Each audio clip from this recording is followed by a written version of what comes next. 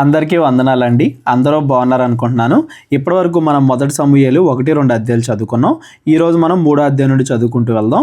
మొదటి 2 అధ్యాయాల్లో సమూయేలు పుట్టుక గురించి, ప్రధాన యాజకుడైన ఏలీ గురించి, ఏలీ బాగానే ఉన్నా కానీ ఏలీ కుమారులు ఎలా పాపం చేస్తున్నారు, బలుల విషయంలో అవని, యాజకత్వం విషయంలో అవని, అక్కడికి వచ్చే స్త్రీలతో వ్యభిచారం చేయడంలో అవని, ఏలీ కుమారులు ఎలా పాపంలో పడిపోయారు, వాళ్ళని సరైన దారిలో పెట్టడంలో ఏలీ ఎలా విఫలమయ్యాడు, ఏలీ కుటుంబం మొత్తం నాశనం అవబోతుంది, వాళ్ళ అధికారాన్ని దేవుడు వాళ్ళ దగ్గర నుండి తీసేసి వేరే వాళ్ళకి ఇవ్వబడుతున్నాడు, సమూయేలు ద్వారా రాజులకి, రాజుల ద్వారా యేసుక్రీస్తు వారికి అనే ప్రవచనాన్ని కూడా మనం మొదటి 2 అధ్యాయాల్లో చదువుకున్నాం.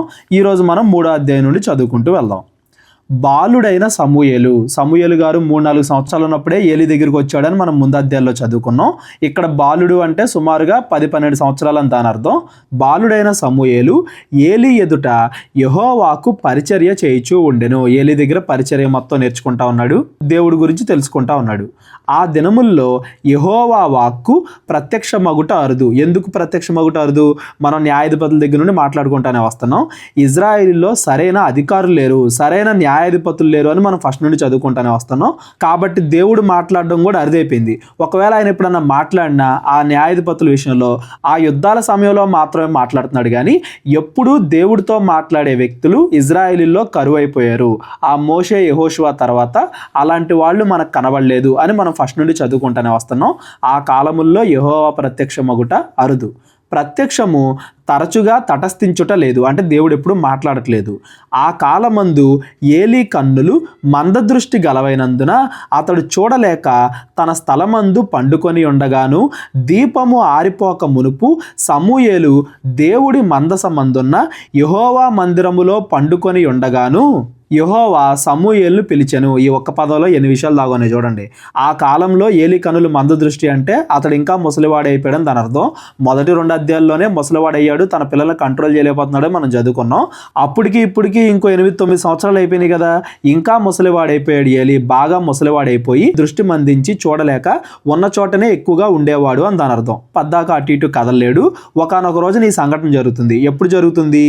దీపము ఆరిపోక మునుపు. దేవాలయంలో రాత్రంతా దీపం వెలుగుతానే ఉంటుంది. ఆరిపోక ముందు అంటే పొద్దున్నే తెల్లవారుచుండగా అని దాని అర్థం. ఒకానొక రోజున ఇంకా ఏలీ పడుకునే ఉన్నాడు. తెల్లవారుచుండగా దేవుడు సమూయేలును పిలుస్తున్నాడు, సమూయేలుతో మాట్లాడుతున్నాడు. అతడు చిత్తమండి నేనున్నాను అని చెప్పి ఏలీ దగ్గరకు పోయి, నీవు నన్ను పిలిచితివి కదా, నేను వచ్చినాను అనెను. సమూయేలు ఏమనుకున్నాడు? దేవుడు పిలిస్తే ఏలీ పిలిచాడేమో, నిద్రలో ఏమన్నా జరిగిందేమో అని చెప్పేసి ఏలీ పిలిచాడేమో అనుకుని ఏలీ దగ్గరికి వెళ్ళి, నువ్వు నన్ను పిలిచివు కదా, నేను వచ్చాను, ఏంటో చెప్పని చెప్పేసి ఏలీని అడుగుతున్నాడు. అప్పుడు ఏలీ, అతడు నేను పిలవలేదు, పోయి పండుకొనమని చెప్పగా అతడు పోయి పండుకొనెను. నేను పిలవలేదనగానే మళ్ళీ ఏలీ పడుకున్నాడు సమూయేలు. ఇక్కడ మనకు సందేహం వస్తుంది. సమూయేలు అంటే చిన్నపిల్లవాడు కాబట్టి దేవుడి పిలుపును గుర్తించలేకపోయాడు. ఏలీ కూడా ఎందుకు గుర్తించలేకపోయాడు అని. ఏలీ కూడా ఎందుకు గుర్తించలేకపోయాడంటే పైనే మనం చదువుకున్నాం కదా, ఆ కాలమందు యెహోవా మాట్లాడడం అరుదు అని చెప్పేసి. ఈవెన్ ఏలీ తప్పు చేసినప్పుడు కూడా తన కుమారుల విషయంలో దేవుడు ఏలీతో డైరెక్ట్గా మాట్లాడలేదు, వేరే ఒక దైవ సేవకుడిని పంపించి ఏలీతో మాట్లాడించాడు అని మనం పైన అధ్యాయాల్లో చదువుకున్నాం. అందుకే ఇక్కడ ఏలీ కూడా గుర్తుపట్టలేకపోయాడు. మొదటిసారి కాబట్టి, చిన్నపిల్లవాడు కాబట్టి, బాలుడు కాబట్టి సమూయేలు కూడా గుర్తుపట్టలేకపోయాడు. దేవుడు కూడా నార్మల్గా ఇక్కడ ఒక మనిషితో మాట్లాడినట్టే మాట్లాడుతున్నాడు అనేది మనం గమనించాలి. అందుకే సమూయేలు ఏలీ పిలిచాడేమని పొరబడ్డాడు. దేవుడు మోషేతో మాట్లాడినట్టుగా కొండ మీద ఉరుములు మెరుపులు అలా అందరికీ తెలియాలి అన్నట్టుగా కాకుండా కేవలము సమూయేలుకే తెలియాలి అన్నట్టు సమూయేలుతోనే మాట్లాడుతున్నాడు, ఒక మనిషి మాట్లాడినట్టుగా అనేది కూడా ఈ సందర్భాన్ని బట్టి మనకు అర్థం అవ్వాలి. యెహోవా మరలా సమూయేలును పిలవగా సమూయేలు లేచి ఏలీ యొద్దకు పోయి, చిత్తము నీవు నన్ను పిలిచితివి గనక వచ్చి తిని అనెను. దేవుడు మరలా పిలిచాడు సమూయేలుని. సమూయేలు మరలా పొరబడి మళ్ళా ఏలీ దగ్గరికి వెళ్ళి అడుగుతున్నాడు, నువ్వు నన్ను పిలిచావు కదా అని చెప్పేసి. అయితే అతడు, నా కుమారుడా, నేను నిన్ను పిలవలేదు, పోయి పండుకోమ్మని, నేను పిలవలేదు, వెళ్ళి పడుకో అని చెప్పి మళ్ళీ చెప్తున్నాడు ఏలీ. సమూయేలు అప్పటికి యెహోవాను ఎరుగకుండెను. యెహోవా వాక్కు అతనికి ఇంకనూ ప్రత్యక్షము కాలేదు. సమూయేలు ఎందుకు గుర్తుపట్టలేకపోయాడంటే చిన్నపిల్లవాడు కాబట్టి, దేవుడు మాట్లాడడం ఇదే ఫస్ట్ టైం కాబట్టి. యెహోవా 3వ మారు సమూయేలును పిలవగా అతడు లేచి ఏలీ దగ్గరకు పోయి, చిత్తము నీవు నన్ను పిలిచితివే, ఇదిగో వచ్చి తిని అనగా ఏలి యెహోవా ఆ బాలుణ్ణి పిలిచాను అని గ్రహించి ఇప్పుడు గుర్తించాడండి. ఏలి మూడోసారి యెహోవా పిలుస్తున్నాడు సమూయేల్ని అని ఇప్పుడు గుర్తించాడు. గుర్తించడం కూడా గొప్ప విషయమేనండి. ఎందుకంటే మనం పైనుండి కూడా మాట్లాడుకుంటానే వస్తున్నాం. ఏలి మంచివాడే, మంచి భక్తుడే. కాకపోతే ఏలి చేసిన తప్పు ఏంటంటే తన పిల్లల్ని కంట్రోల్ చేయలేకపోవడం, వాళ్ళు తప్పు చేస్తున్నప్పుడు వాళ్ళని శిక్షించకపోవడం, దేవుడి మందిరాన్ని వాళ్ళు పాడు చేస్తున్నప్పుడు వాళ్ళని శిక్షించకపోవడం. ఈ విషయంలో తప్ప మిగిలిన విషయాల్లో ఏలి బాగానే ఉన్నాడు. సమూయేలును కూడా దేవునిలో పెంచుతున్నాడు. హన్నాతో బాగానే మాట్లాడాడు. మంచి వ్యక్తే ఏలి. కాకపోతే కేవలం తన కుమారుల విషయంలో వాళ్ళు దేవాలయ పవిత్రతను కాపాడడం విషయంలో ఫెయిల్ అయ్యారు. ఆ విషయంలో దేవుడు గద్దించాడు ఏలిని. అది తప్పితే మిగిలిన విషయాల్లో ఏలి మంచివాడుగానే మనకు కనబడుతున్నాడు. కాబట్టి ఏలి గుర్తించాడు దేవుడు పిలుస్తున్నాడు సమూయేల్ని అని చెప్పేసి అప్పుడు సమూయేలుతో మాట్లాడుతున్నాడు. నీవు పోయి పండుకొమ్ము, ఎవరైనా నిన్ను పిలిచిన ఎడల, అంటే ఇప్పుడు దాకా నువ్వు విన్న శబ్దం నీకు మరలా వినబడితే, ఎవరైనా నిన్ను పిలిచినట్లు నీకు మరలా అనిపిస్తే, యెహోవా నీ దాసుడు ఆలకించుచున్నాడు, ఆజ్ఞ నిమ్మని చెప్పుమని సమూయేలుతో అనగా, ఈసారి నిన్ను ఎవరన్నా పిలిస్తే యెహోవా నీ దాసుడు ఆలకించుచున్నాడు, ఆజ్ఞ ఇమ్ము అంటే ఏలి ఏం చెప్తున్నాడు సమూయేలుతో, ఇదిగో నీతో మాట్లాడుతుంది యెహోవా, నేను కాదు, నిన్ను పిలుస్తుంది దేవుడు. ఈసారి మరలా దేవుడు నిన్ను పిలిస్తే, ఇదిగో దేవుడా నీ దాసుడు వింటున్నాడు, ఏం చేయాలో చెప్పు అని అడుగు దేవుడిని అని చెప్పేసి ఏలి చెప్పాడు సమూయేలుకి. అప్పుడు అర్థమైంది సమూయేలుకి. సమూయేలు పోయి తన స్థలమందు పండుకొనెను. తరువాత యెహోవా ప్రత్యక్షమై నిలిచి ఆ రీతిగా సమూయేలు సమూయేలు అని పిలవగా, సమూయేలు నీ దాసుడు ఆలకించుచున్నాడు, ఆజ్ఞ ఇమ్మనెను. ఇది మొట్టమొదటిసారిగా సమూయేలు దేవుడితో మాట్లాడిన మొట్టమొదటి మాట. నీ దాసుడు ఆలకించుచున్నాడు, ఆజ్ఞ ఇమ్ము. దేవుడు మాట్లాడడమే కాదు, మనం దాన్ని ఆలకించడం కూడా ముఖ్యమైన విషయం. మన జీవితాల్లో దేవుడు ఎన్నో కార్యాలు చేస్తూ ఉంటాడు, అవి దేవుడే చేశాడు అని మనం గుర్తించడం కూడా గొప్ప విషయం అనే విషయాన్ని ఈ సందర్భం ద్వారా మనం జ్ఞాపకం చేసుకోవాలి. సమూయేలు మొట్టమొదటిగా దేవుడితో మాట్లాడిన మాట, నీ దాసుడు ఆలకించుచున్నాడు, ఆజ్ఞ ఇమ్ము. దేవుడు కూడా ఎంత ప్రేమగా పిలిచాడు చూడండి. సమూయేలు సమూయేలు. దేవుడు ఎప్పుడైనా కానీ తన భక్తుల్ని మంచిగా పిలిచేటప్పుడు ఇలాగే అబ్రహామా అబ్రహామా అని పిలిచినట్టుగా సమూయేలు సమూయేలు అని పిలుస్తున్నాడు. చిన్న వయసు నుండే సమూయేలుతో దేవుడు మాట్లాడుతున్నాడు అంటే సమూయేలు మంచివాడు, గొప్ప భక్తుడిగా చరిత్రలో నిలిచిపోయేవాడు అని దాని అర్థం. మోషే యెహోషువ తర్వాత న్యాయాధిపతులు ఎవరితో కూడా సమూయేలుతో మాట్లాడినట్టుగా దేవుడు ఎక్కడ కూడా మాట్లాడలేదు. ఆ న్యాయాధిపతుల విషయంలో కూడా ఆ యుద్ధ సమయాల్లోనూ అప్పుడప్పుడు మాత్రమే దేవుడు వాళ్ళతో మాట్లాడేవాడు. సమూయేలుతో చిన్నప్పటి నుంచే దేవుడు మాట్లాడుతున్నాడు. ఈ సమూయేలు ఆఖరి న్యాయాధిపతి. సమూయేలు తర్వాత రాజుల కాలం వస్తుందని నేను ముందు నుండి కూడా చెప్పుకుంటాను వస్తున్నాను. ఆఖరి న్యాయాధిపతి అయిన సమూయేలుతో దేవుడు చిన్నప్పటి నుండే మాట్లాడుకుంటా వస్తున్నాడు. సమూయేలు అంత నీతిమంతుడు, అంత భక్తుడు అనేది మనకు అర్థం అవ్వాలి. అలా సమూయేలు అవడానికి గల కారణం ఏంటి? చిన్నప్పటి నుంచి కూడా దేవుడి మాటలతో దేవుడి సన్నిధిలో పెరగడం. మనం కూడా మన పిల్లల్ని, మన కుటుంబాన్ని చిన్నప్పటి నుండే దేవుడి వాక్యంతో పెంచుతా వెళ్తే వాళ్ళు ఫ్యూచర్లో మంచి భక్తులుగా మారే అవకాశం ఉంటుంది. ఏలి తన సొంత కుమారుల్ని మంచి భక్తులుగా తయారు చేయలేకపోయినా కానీ సమూయేలుని మాత్రం మంచి భక్తుడిగా చేశాడు.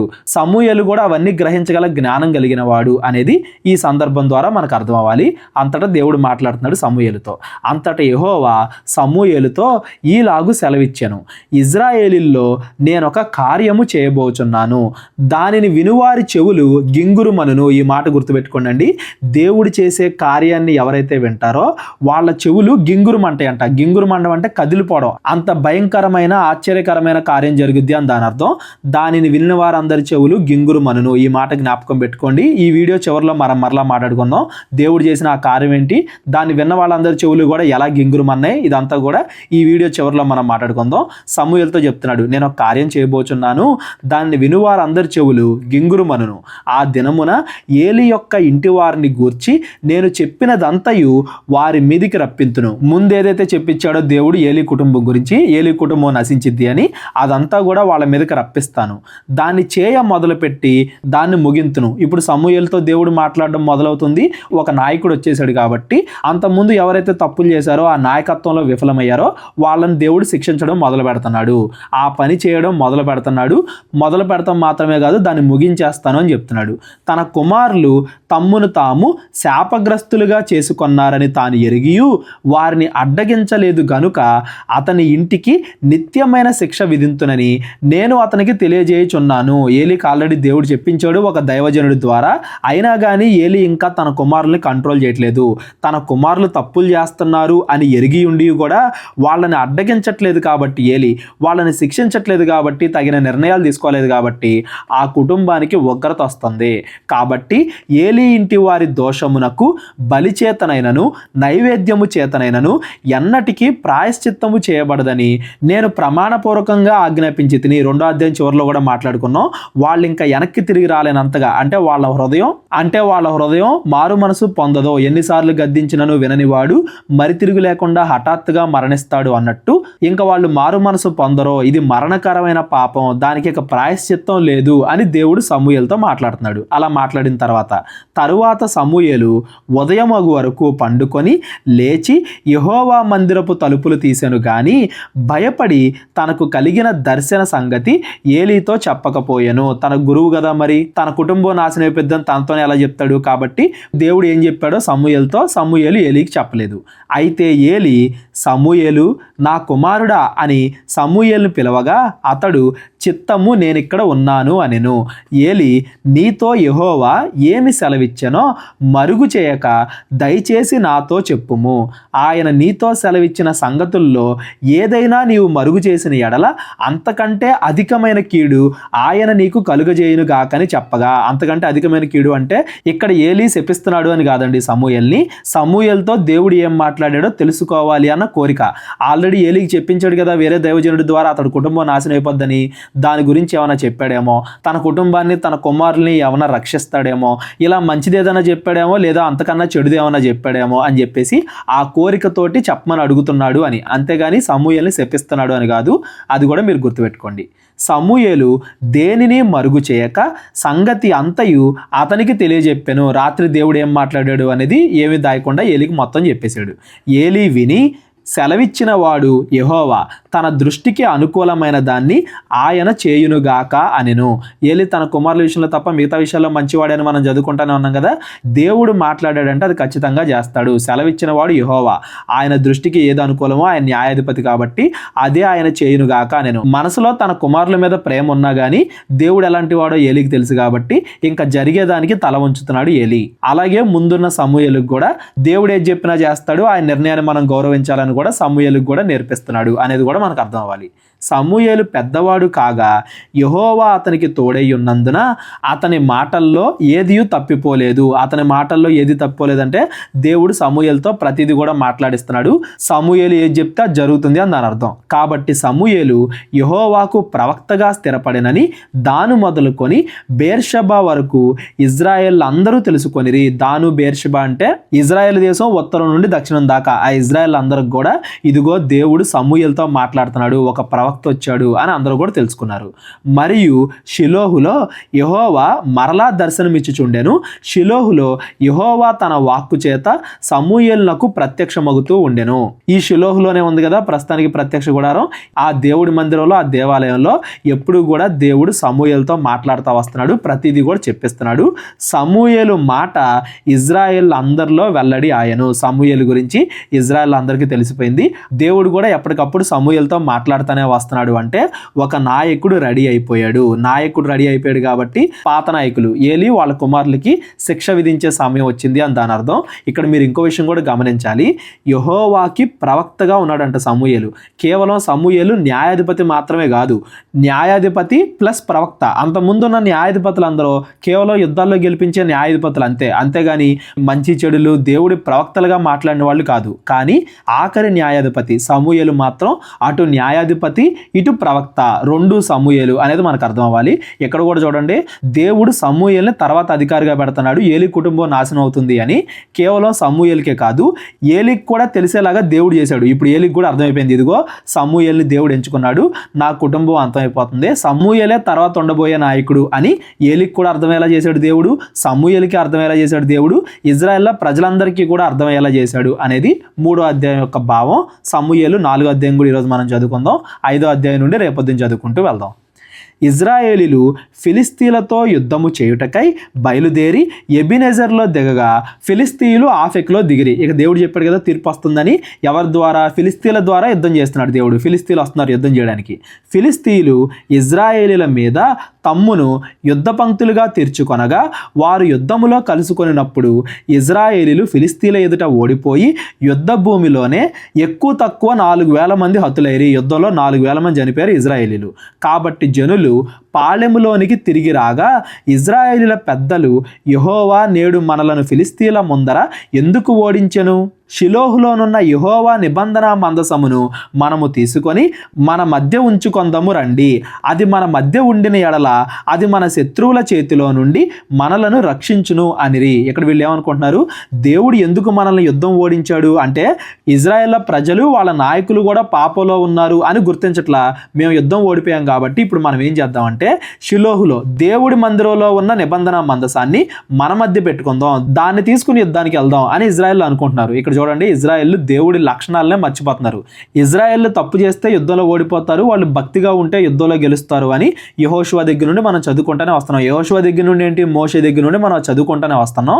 కాకపోతే వీళ్ళ తప్పుని వీళ్ళు గుర్తించకుండా ఇజ్రాయేల్ పాపంలో పడిపోయారు, విగ్రహారాధన అని, కనానీలతో సహవాసం అని, ధర్మశాస్త్ర ప్రకారంగా ఫాలో అవ్వకపోవడం అని, వీళ్ళ తప్పుల్ని వీరు గుర్తించకుండా యుద్ధం ఓడిపోయామంటే దేవుడు తప్పు, దేవుడు యుద్ధానికి దూరంగా ఉన్నాడు కదా, అక్కడెక్కడో ఉంది దేవుడి దేవాలయం, మనం ఏం చేద్దామంటే ఆ మందసాన్ని తీసుకుని మనతో పాటు పెట్టుకుని వెళ్దాం, అప్పుడు దేవుడు మన పక్కనే ఉంటాడు కాబట్టి మనల్ని దేవుడు గెలిపిస్తాడు అన్నట్టుగా ఇజ్రాయెల్ ఇక్కడ పొరబడుతున్నారు. అంటే దేవుడి గుర్తుగా ఉండాల్సిన నిబంధన మందసాన్ని వీళ్ళు దేవుడిగా అనుకుంటున్నారు, అదే దేవుడేమో అనుకుంటున్నారు, దాన్ని తీసుకుని యుద్ధానికి వెళ్ళాలి అనుకుంటున్నారు.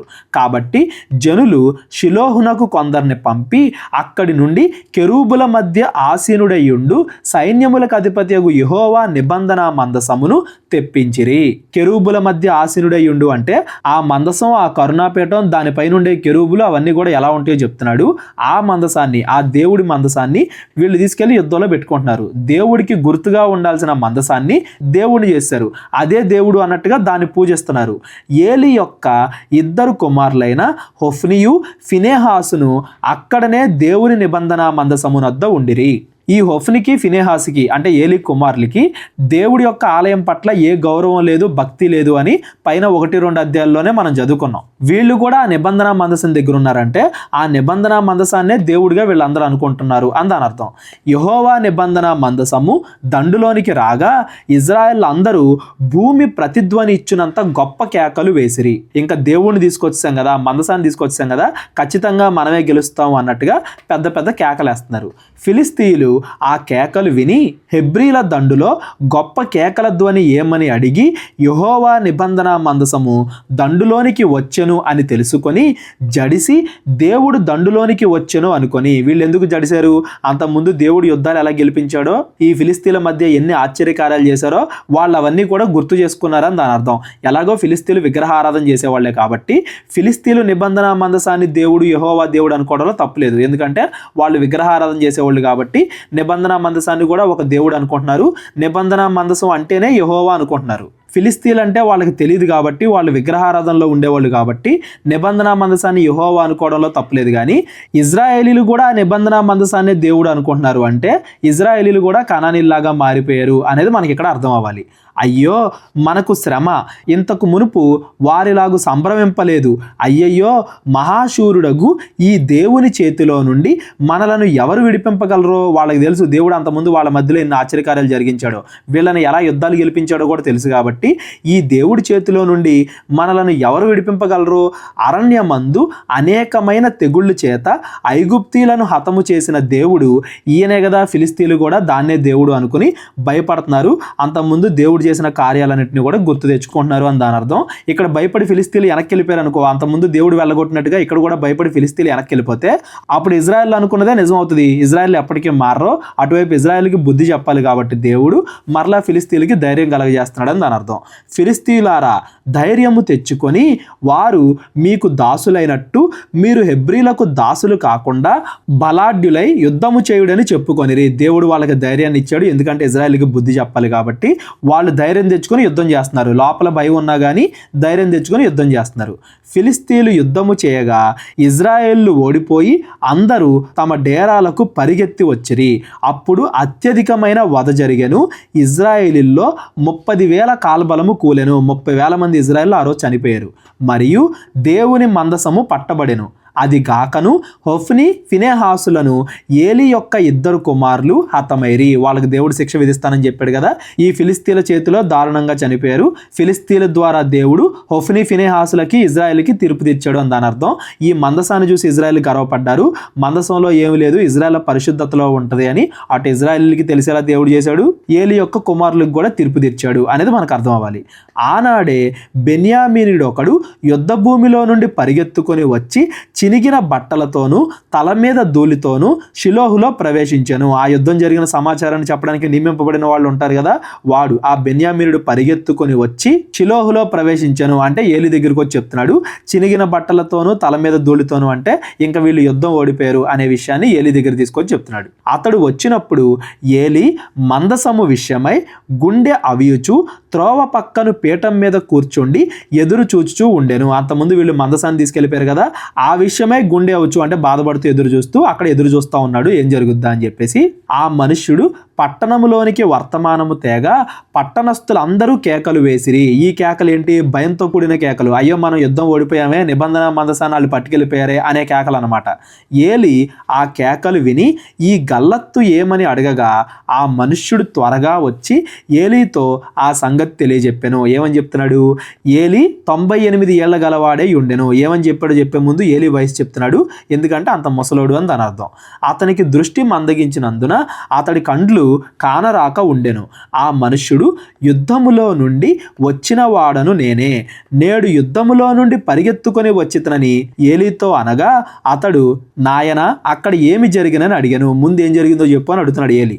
అందుకు అతడు, ఇజ్రాయేలీలు ఫిలిస్తీన్ల ముందర నిలవలేక పారిపోయిరి, జనులలో అనేకులు హతులైరి, హొఫ్ని ఫినెహాసు అను నీ 2 కుమారులు కూడా మృతులైరి, మరియు దేవుని మందసము పట్టబడెను అని చెప్పెను. దేవుడి మందసము అను మాట అతడు పలకగానే ఏలి ద్వారము దగ్గరనున్న పీఠము మీద నుండి వెనుకకు పడి మెడ విరిగి చనిపోయాను. ఇప్పుడు అన్నయ్య మనందరి చెవులు గింగురుమని తన కుమారులు చనిపోయారు అన్నప్పుడు కూడా బాధపడి ఉంటాడు ఏలి. యుద్ధం ఓడిపోయారు అన్నప్పుడు కూడా బాధపడి ఉంటాడు. ఎప్పుడైతే దేవుడి మందసం పట్టబడింది అన్న మాట విన్నాడో ఆ మాట చెవిన పడగానే వెనక్కి వాలిపోయాడు. ఎత్తులో ఉన్నాడు, పడిపోయి మెడ విరిగి చనిపోయాను. ఈ దేవుడి మందసం పట్టబడ్డం అనేది ఇజ్రాయెల్కి ఎందుకు అంత బాధాకరమైన విషయం ఏంటంటే మోషే కాలం నుండి కూడా దేవుడు చాలా జాగ్రత్తగా చేయించాడు ప్రత్యక్ష గుడారాన్ని. అందులో దేవుడి మందసం గురించి ఇంకా ఎక్కువ ప్రత్యేకతలు చెప్పాడు. దాన్ని ఎవరో చూడకూడదో, ఎలా ఉండాలి, ప్రధాన యాజకుడు ఎప్పుడెప్పుడు మాత్రమే వెళ్ళాలి, సంవత్సరానికి 1-2 సార్లు మాత్రమే వెళ్ళాలి, అక్కడ ఏం చేయాలి, చాలా జాగ్రత్తలు, దాన్ని ఎవరు మోయాలి, చాలా జాగ్రత్తలు చెప్పాడు ఆ దేవుడి మందసం గురించి. ఒక్కసారి దేవుడి మందసం పట్టబడింది అంటే ఇంకా దేవుడు ఇజ్రాయెల్లో నుండి వెళ్ళిపోయాడు, ఇజ్రాయెల్ని వదిలేశాడు అని దాని అర్థం. దేవుడు లేని ఇజ్రాయెల్ ఏమైపోతారని భయపడి విన్న వెంటనే ఆ చెవులు గింగురుమని వెనక్కి పడి అతడు చనిపోయాడు ఏలి అనేది మనకు అర్థం అవ్వాలి. ఏలయనగా అతడు వృద్ధుడై బహుస్థూల దేహి అయి ఉండెను. అప్పటికే 98 సంవత్సరాలు, కదలలేకపోతున్నాడు అని కూడా మనం చదువుకున్నాం. ఆ మాట వినగానే వెనక్కబడి చనిపోయాడు.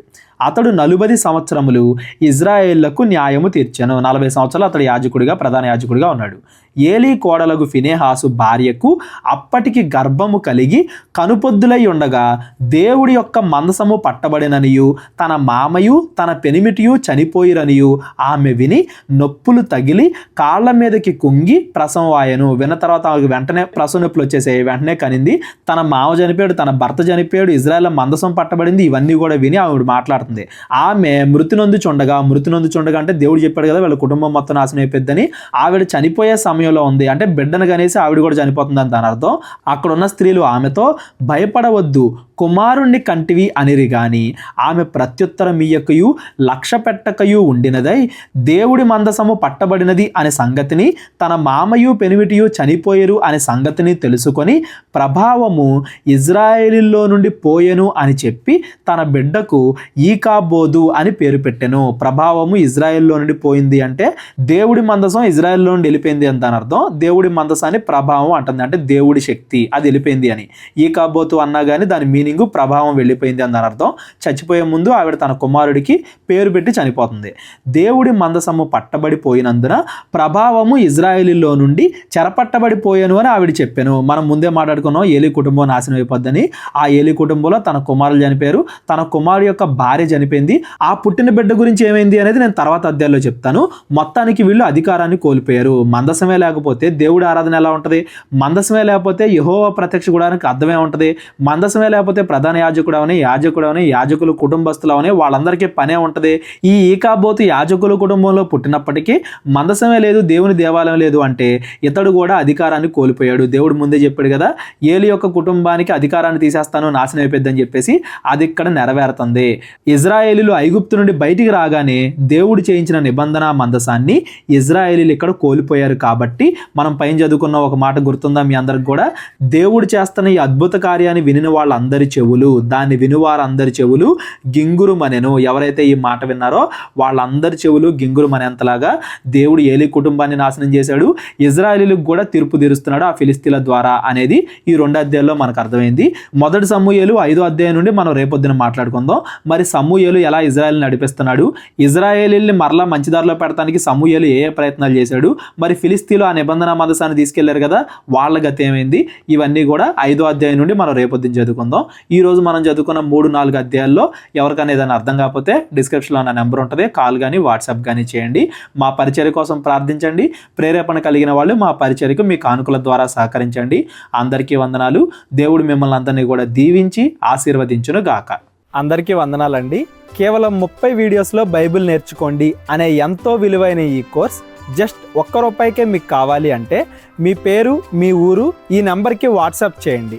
ఈ కోర్సులో ఏ విషయాలు ఉంటాయో ముందుగానే తెలుసుకోవడానికి ఈ వీడియో పాస్ చేసి టాపిక్స్ అన్నీ చదువుకోండి.